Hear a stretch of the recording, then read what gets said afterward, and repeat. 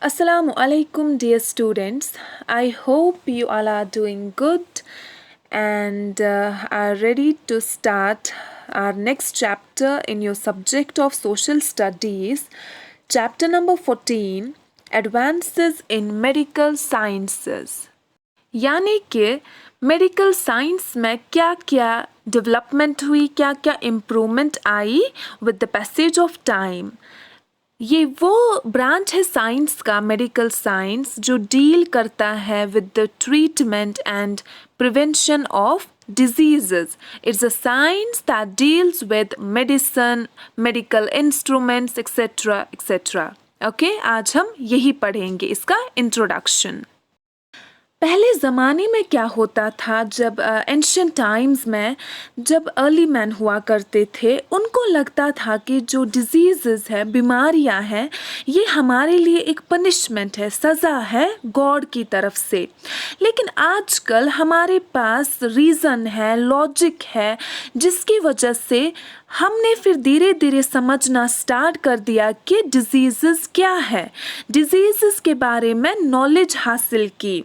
और अभी हमारे पास वैक्सीन्स होते हैं अवेलेबल, जिनसे हम इन बड़ी बड़ी या छोटी मोटी डिजीज़ेस को प्रिवेंट करते हैं. मेडिसिन्स हैं हमारे पास जिनसे हम ट्रीट करते हैं, क्योर करते हैं जो भी बीमारी हमें होती है.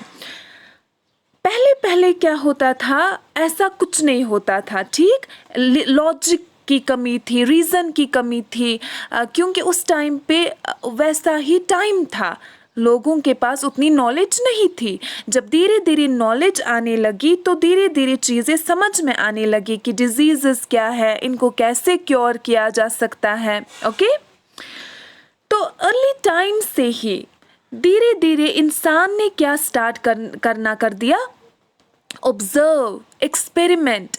जब उसको लगा कि ये चीज़ क्या है नेचर में, इसको कैसे ऑब्जर्व करना है, इस पे क्या एक्सपेरिमेंट हो सकता है, अपनी बॉडी को समझने लगा वो, उसकी बॉडी कैसे फंक्शन करती है, किस चीज़ से उसको इन्फेक्शन हो सकता है, किस चीज़ से उसको एलर्जी हो सकती है.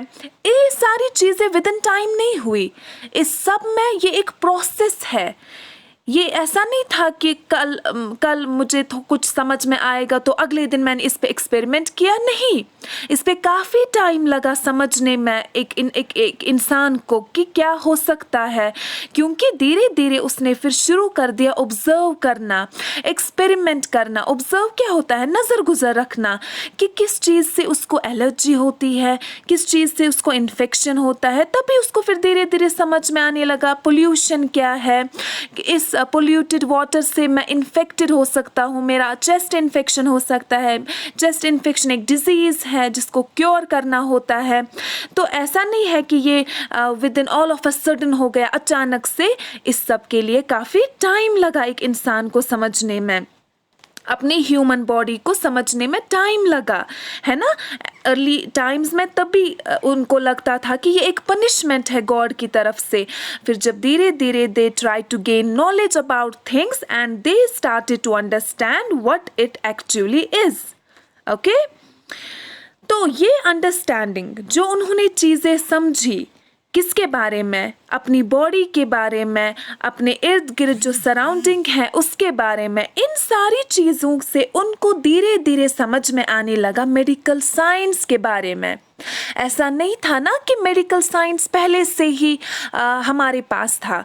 मेडिकल साइंस में धीरे धीरे डेवलपमेंट होने लगी. पहले वो वजूद में आया जब इंसान ने ये सारी चीज़ें समझी, फिर उसमें कुछ डेवलपमेंट्स आ गई, है ना. पहले ही थर्मामीटर नहीं था, राइट. पहले आयुर्वेदिक टाइप का इलाज होता था डिजीज़ेस को क्योर करने के लिए. वो अभी भी है लेकिन उतना नहीं है जितना कि बाकी मेडिकल साइंस में जो मेडिसिन्स है वगैरह, वो चीज़ें ज़्यादा प्रेफर करते हैं आजकल लोग एज़ कम्पेयर टू आयुर्वेदिक.